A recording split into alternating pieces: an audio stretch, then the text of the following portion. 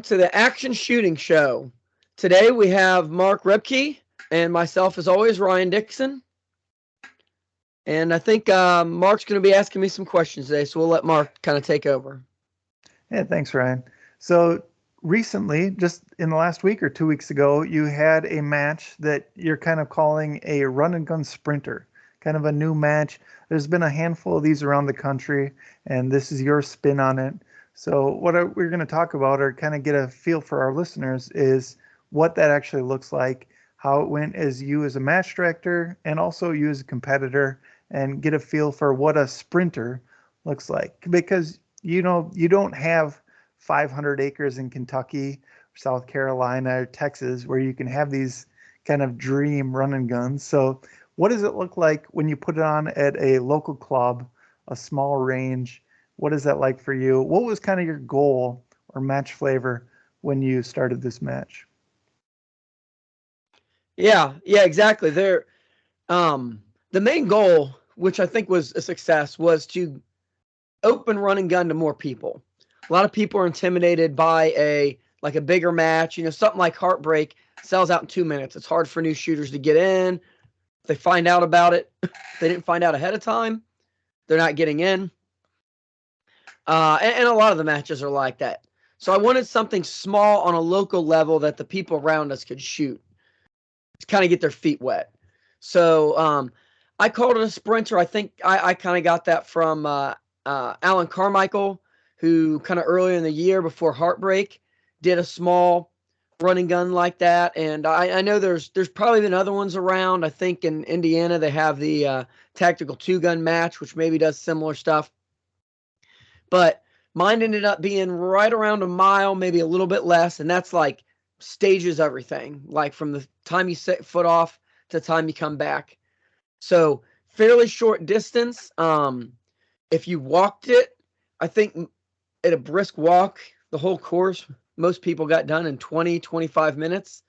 If you ran it, I think most of the people running, the fastest was 14 minutes, 15 seconds. There were some 15s, some 17s and 18s were pretty normal. So fairly quick as far as a running gun's concerned. So to compare to what we think of generally, or what maybe our listeners think of, is a run and gun is typically 5 to 10K. Occasionally they're farther than that, which is about 3 to 6 miles. And so you're given about a third of that when you talk about a sprinter, as opposed to what we consider a typical run and gun at about 3 miles or so. Yeah, and on top of that, it was mostly flat. So that changes things a little bit. So I wanted it to be short. I didn't want it, and I was keeping round count low because we're still getting out of COVID. Ammo's still expensive, and but I didn't want it to be. I wanted, and I've been doing this with my 3-gun matches. Every shot counts. You're not going to find like a wide open piece of paper in any of my matches. It's everything's a little more challenging. So you're going to have to aim. You're going to have to use good fundamentals and good shooting technique. Okay, so you wanted the feel of a big match, but on a smaller scale. It's still that difficult shooting, still get your heart rate up, but kind of condensed so that the average guy within an hour or two drive of you could come and do it and get a feel for it. Yeah, absolutely.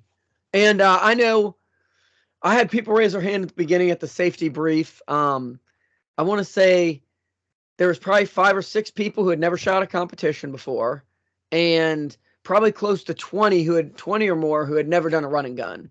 So as Okay. far as the goal of it, it was a success in that way, and it went pretty well. I think as we go through, I'll talk about some things that went well, some things that didn't. It ran much longer than I was expecting. It was not as quick, and we kind of reacted to that and sped it up as it went along. But yeah, there's just a couple things I did that I would definitely change for next time that I guess we'll discuss.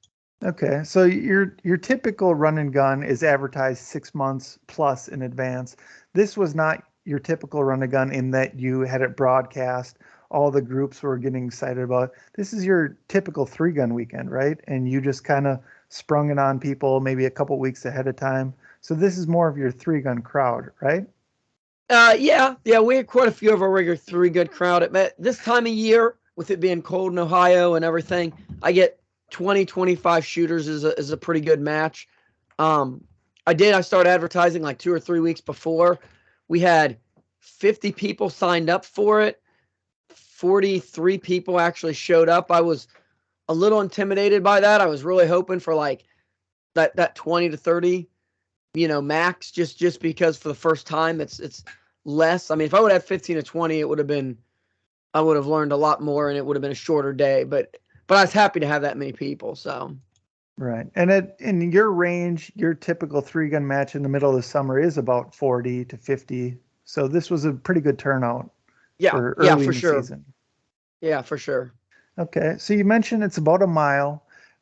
Did you have different divisions? In 3 gun, it's a lot of run what you brung, but did you have a different sort of weight classes or different guns, anything like that? For this match, I just did open division. Kind of in run and gun, there's not really gear divisions as far as guns are related. It tends to be like how much weight you're carrying or, that. So I didn't want to get into too much of that this first time. So I just did just open. Whatever you brought, shoot that. If you want to bring a saw or 243, or you want to bring your HK45, or you want to bring like it, if you want to carry it through the course, use it, within reason. Okay. So, I'm familiar with the range that you're talking about, but could you share kind of an idea of what the range looks like? Would this be something that if I'm in the middle of Arkansas or West Virginia, would I see your kind of range, get a feel for the size, the layout, and that sort of thing? You think you can share that for us? Give us a kind of Yeah. feel for what the layout was? Yeah, and I'm going to try to do the screen sharing here, so this may take a second. But this is a square range. This is berms, big berms and that sort of thing. So it's not let me know if when this is showing up, Mark. It's up there? Yep, Okay. I got you. All right. So I'll zoom out a little bit. This is what we're working with. This is a 200-yard bay. We've got 100-yard here, 50, couple 25s. This is like another 50 there, and then a couple these are like Cowboy Town back here. So it was really helpful that this whole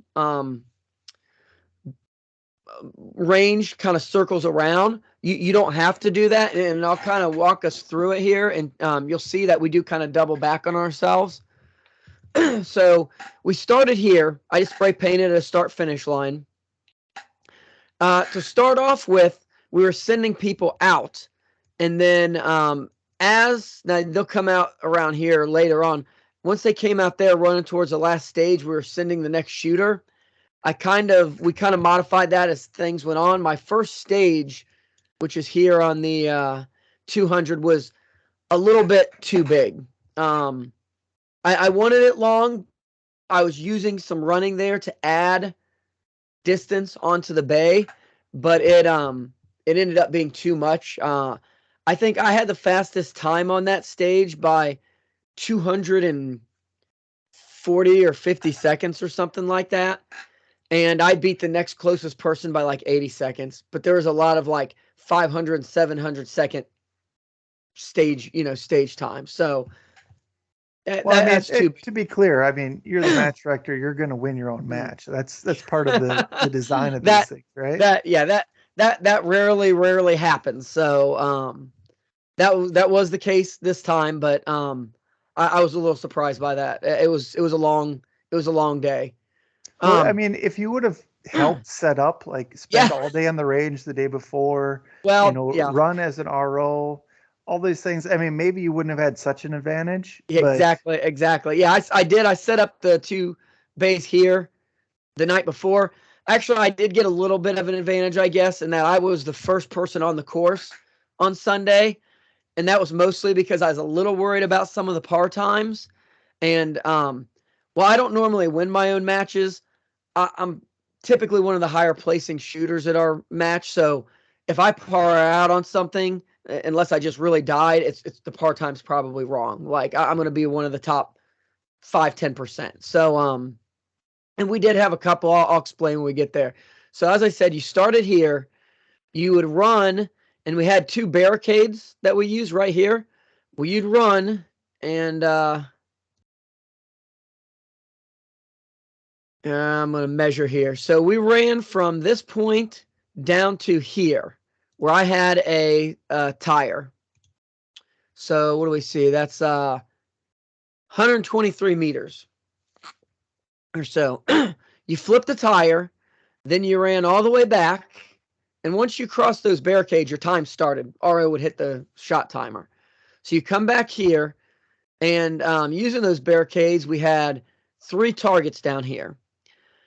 You would shoot the first target, you would shoot the second target, you would drop your magazine, and you would have 1 round left in the gun, and you would shoot that third target. Now, I use that a lot. Every stage in this match, whenever you were moving long distances with your gun, I would use that. It's a way to clear out the gun. So they shoot the gun out. The RO knows it's empty, doesn't have to unload and show clear. So after you use that first barricade, you ran back up, flip the tire, run back, use the other barricade, do the same thing. 1, 2, drop mag, 3. Run back up, flip the tire 3rd time, and then from this position, those first 3 targets, and then I had 2 other pieces of steel. You were shooting with pistol. So that ended up being, I think, what did we look at? The first target was there, so about 40, 45 meters. So you shot those, you shot 4 of those targets, drop your magazine, 1 round to hit the last target. That's your first stage. The timer was done, and you would then run into the second bay, which second stage was right here. So normally you have a little more time in running guns between stages. You can sort your ammo. You can, let your heart rate drop a little bit. In this case, just the way the range laid out, you just went straight into your next stage. Did you got any questions or anything you want to kind of pursue on that? Right, just a couple things. What were the size of the targets? I'm guessing these were flashers in the 10 to 12, maybe 15-inch range. No 15. There's a BC zone, 12, a 10 was the long range, and then the pistol, I had those, and then I did have the bigger 18 by 36, maybe, like the slug plates, the MGM slug plates. So that was your high value on that. I was a little more generous with the pistol targets, but I mean, they still, a 10-inch target from 40 yards with a pistol is not an easy shot. I mean, it's doable, and a lot of people got it pretty easily, but I definitely saw some ammo wasted there. Right. So typical 3 to 4 MOA for the rifle, and then pistol, not so bad. Yeah. A little bit challenging, but how about the tire? Would you say monster truck, tractor, car? Medium-sized tractor tire. It wasn't huge. It was pretty doable by everybody. I think the thing that really ate some lunches in this stage was that run. And that's something you balance in running gun anyways. How hard you want to go, because you need to get there back and forth quick because times matters, but you do it too quick and your heart rate goes up too high, and it's really hard. I know my run, the first time I hit the first barricade, I went 1 for 1. No problems. I ran pretty quick and my heart rate was up. Ran back down, flipped it, came back, made my first hit. Second hit, I missed the first one, hit the second one, and I was feeling pretty good. So I dropped the mag, and I missed that high value target. So, I could have taken more time on it, but when your heart rate's pumping like that, it is hard to get your keep your sight steady. And I'm probably in a little bit better shape than most of the shooters. I mean, most of them, by the time they ran down and back, they were pretty gassed. So it ended up being a tough stage. Was the high value target a run penalty or a shooting stage penalty? Shooting stage penalty. Okay. So I didn't say that yet. I scored this like a traditional running gun. So 50% of your score is your run time. 50% of your score is your shoot time. And that shoot time is the stage time, but time plus. So however long it took you to shoot the stage, plus any penalties, the top person gets 100, and everyone else is down from there. So one thing that's kind of variable in run and guns is, was there a DNF or a sort of a floor for how well you could do on the stage, or could you get enough penalties that you'd be at 500 points or 500 seconds, I guess, for yeah, this one there was no no DNF, there was no par time because I knew it was a little bit longer. I didn't want to have everybody parring out. So if you took 700 seconds and you missed every shot, the pistol targets were 10 seconds apiece. The rifle targets were 20 seconds apiece. So you could definitely get a lot of penalties. And did you feel like there was any gaming involved there when you say 10 seconds, 20 seconds? That's something we always talk about. Just take one quick shot and one quick shot and go on. I don't think so. Well, the thing about this was you didn't have to even engage them. Whether you engage it or not, it's 20 seconds. I was asked about that. Any of these targets, most shooters, if you know where your hold is, you'll get a hit in less than 20 seconds. I mean, 20 seconds is a long, long time. So, I mean, if you just decided not to shoot anything, and that would add up pretty quick. I don't think you could game it and come out ahead. I mean, okay. Fair enough. So talk to me about stage 2. You're immediately, heart rate's through the roof, and you walk into stage 2. What do they got for you? So you come into stage 2, and this was a double base stage. So ideally, your rifle's probably slung. You start off with pistol. I had a little box in the middle, and then I had kind of an array on each side. So the right array was you shot with right-handed only, holding a 35-pound kettlebell in your hand. The stage brief said upright, holding it, so there was no like balancing it or anything like that. And the way the the way the array was set up is there was 5 targets, but it was kind of like a V with an opening that was narrow towards the shooter. So you can only see, shooting through that opening, you can only see one target at a time. So it kind of forced movement. So you can't just like stand there in one place and hold it. And then the left side, you shot all those with your left hand only. Same thing, 35-pound kettlebell.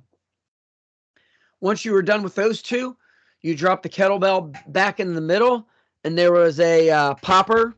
That was drop your magazine, last round in the gun, you shoot that, and that was your high value target. I called them all high values. There was no points difference for it. It was just high value because you only got one round at it. If you missed, you couldn't load up and shoot again. So you finish that. You come sprinting over here. And we had I've turned a pallet into a barricade.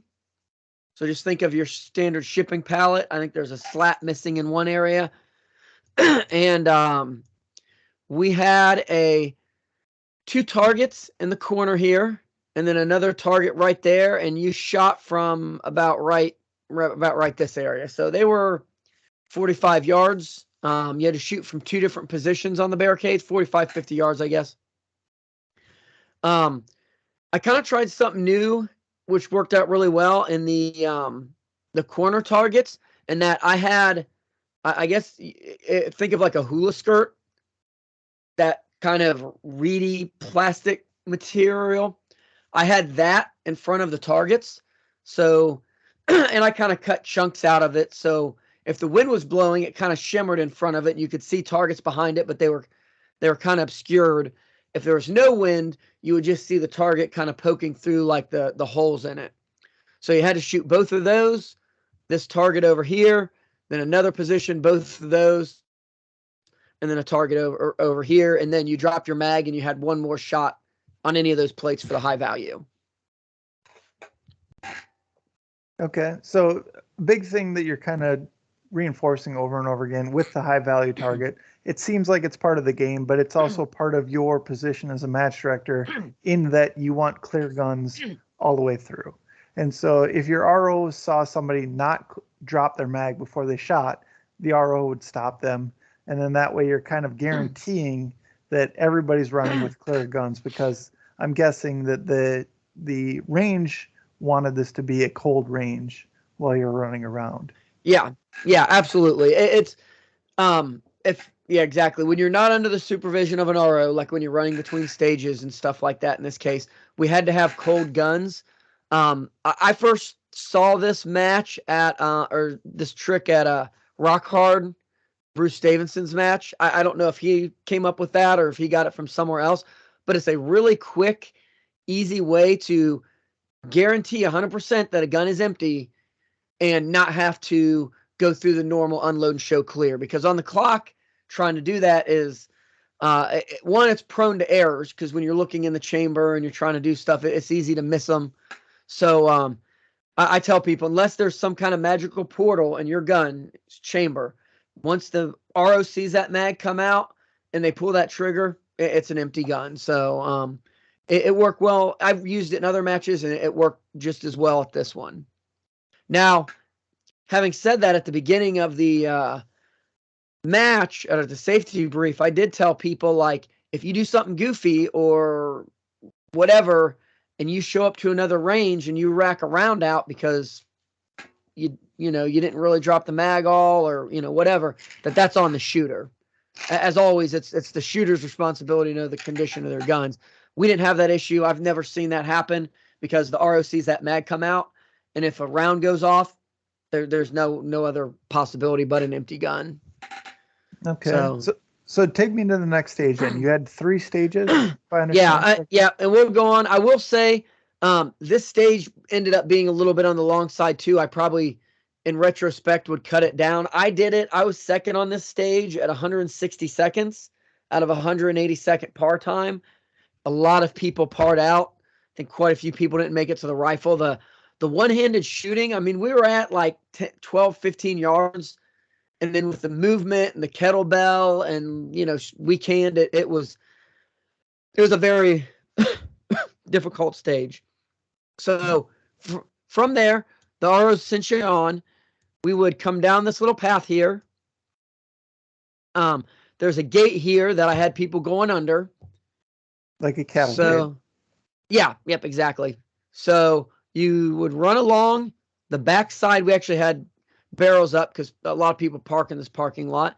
But you run along this little edge here. Run along here. And this way. Now, right now, this is an old picture. There's a bunch of mulch here. So right around this area, you kind of, there's arrows that cut you up. So you kind of run up and down all these little mulch hills. You run up a little hill here, and then you went into the woods. And you weren't in the woods very long, but you did kind of have to get down low and dodge honeysuckle and briar patches and stuff. And you kind of came across here. We got a steel trailer here, a trailer full of steel. Right towards there, I actually had a simulated roof that we have that you had to climb over top of, like the high end. So it was like climbing over like a 3-foot wall. You would come around that, come down along this path, and then you kind of come back generally the direction in the direction you came from, and you come here to our Bay 7. So that was the third and final stage. As you ran up, we had a start box that you would run to on the, once the stage, let me go on. Let me explain. When you got to each stage, the ROs would find your name so they could pull you up in the tablet, and then they would read you a written stage brief. I wrote them out and laminated all of them so that everyone would get the same stage brief. Even me, I designed the stages, so I knew what was going on. When I came up to them, I still had them read all of them off, try to keep it the exact same, because all of this is on your runtime. There's not a lot of runtime. You want to keep it fair. I guess if I had any advantage, I didn't have to ask any questions. But I doubt many people had to ask questions. Everything was pretty straightforward. So once you read the stage brief and they give you the beep, you stepped into a box. I had these targets by Throom. Some of our running gunners have been seeing these pop up at matches. Legion had it. Heartbreaks had it for the last 2 years. Little like self-healing rubber targets. Just like I use the 2-inch. So a 2-inch dangling target. I had 2 of those at, let's say, 10 yards and 2 of those at like 15 yards. So offhand, completely offhand. You could kneel. I didn't specify anything. I saw some people kneel, but most people shot them offhand. You had to remember your height over bore. If you put most guns, if you put your rifle on the center, you're going to shoot underneath it. So you shot both of those against this berm. And then I had 2 bigger targets over here that you would shoot same wanted. You drop your mag. Last round, you'd hit 1 more of those. After that, you ran forward to about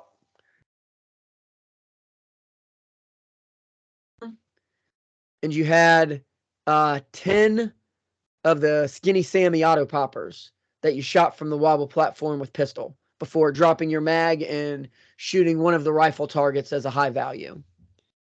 So, I think. So, yeah, that was that stage. Most people got in time. I know I actually. So, I ate like 30 seconds in penalties for that one.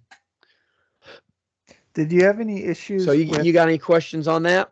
Yeah. Did you have any issues with the wobble platform and the pistol? I know you didn't have a high value target, or I might have missed it if you said you had a high value target at the end. I know in we did. Oh, you did. Okay, I didn't catch that. Yeah. Yeah.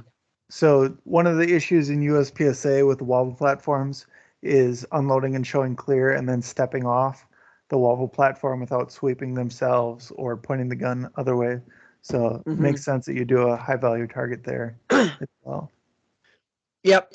Yep. Same as always. And I had one of the little bit bigger rifle targets. It's kind of like an A-zone size silhouette. So I was a little nicer there. Yep. So once you finish the whoops, you have something else? Nope. I was just gonna say that makes sense. Okay. So once you finish that, you're done shooting and it's just a sprint to the end. So we kind of come up along this bay. We're going to run back, kind of double back on the direction that we just came. And then we're going to just a sprint to the end and to the start finish line right there. Once you cross that, we had I basically had like my old G-Shock watch, and we had someone timekeeping. So he would send you on the somewhat even time, let's say 10 minutes, 32 seconds even. And we'd write that down. And then when you came across the finish line, he would just look, and whatever the time was, that was your end time, and then do the math to figure out what your run time was. How is 10:32 an even time? Well, like not I'm just saying, I'm seconds with you. You know what I mean? But yeah, I get what you're saying. You just gave us a silly example. All right, so this makes sense. This seems like a good course. This seems like something I'd like to do. Pretty straightforward. What went well? What did you like about this? So I think the distance worked out well. When I ran it without the stages, it was about 0.7 of a mile. I know one runner said on his Garmin he had a mile. I forgot to start my Garmin, so I'm not sure for myself. But that, I think around that is probably a good distance. I think more than that, and you would start getting people maybe not as interested in it. I think some of my stages ended up being a little bit long, which I will dial back for the future. But overall, they were challenging. I don't think anyone shot it clean. I would be really surprised if someone could quickly go through that stage I mean, if you took your time and you shot like super slow and deliberate, you could probably not miss a target this whole match. But I think generally, like, I doubt anyone shot it clean. It was just kind of a challenging match. So I was happy overall with the stages. Okay. One of the And things obviously, we've talked about in a lot of these matches, did you have wait time, or was wait time an issue at all? yeah. So there was no wait time. I think I will look at a contingency plan for that in the future. So Wait, I to be originally clear, when not that people didn't have wait time, people were waiting and they weren't gifted. no, no one waited a second at a Okay, no stage. one, okay, that's good. So yeah, let me go on. So when they were coming around after that steel trailer, we would send the next runner, which meant they were like, if you're walking or less than a minute away from their last stage that they were going to shoot. So there was really no physical way anybody could catch them. So that was the way I did that, because I didn't really want to deal with wait time on a match like this. Besides the equity issues with having wait time, when you start trying to throw that in, it's just adding more areas to add in practice score and places for times to get messed up, and I didn't want that. Now, in the sake of match management, though, in terms of how long people are on the stage and everything, or the match, not the stage, would you change that in terms of a trade-off between? Yes. Okay, that is something you would Yeah. add. Yeah. So as the match went on, I realized that was way too big of a window.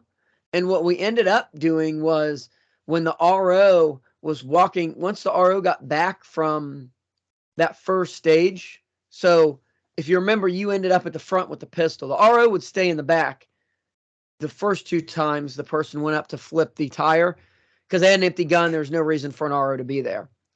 They would run up with them when they went to shoot the pistol. And then they would have the timer there for when they stopped shooting. So the RO would walk back, we'd record the time, and then the next kind of even increment, we would send somebody. So that ended up, I mean, if you think like 400 or 500 seconds for a stage, that next stage, that stage 2 they shot, was only 180 seconds. You had a good, almost 10 minutes doing that, for most people. So we kind of, as the match went on, we were moving that up further and further, and kind of got to where the RO would come back, do that, and then we'd send the next one. So that ended up working well. Okay, let's go back to what else you liked. What else were you happy with? The course, I think, was challenging enough. I like being able to get people in the woods. I kind of wanted to get them further back in the woods, but it's a little thick there. Really, the turnout and the fact that we had a lot of new shooters was really encouraging, and a lot of people were asking about another one. So actually, I have to thank the shooters, because it went way longer than I expected, and everyone was like really, really understanding of it.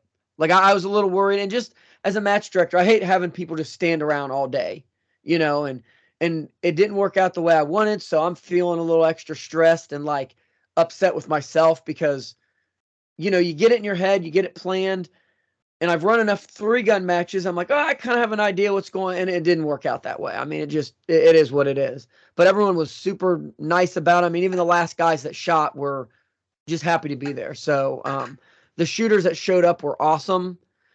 And yeah, I mean, we had one. I know one of our locals saw how long it was going to take. He's like, hey, I've got stuff later. I'm just going to have to go, and I understand that. I mean, it was going to run longer than we were expecting, but yeah, the shooters were great. People were asking about another one. So, yeah, just overall, the day was really good in that respect.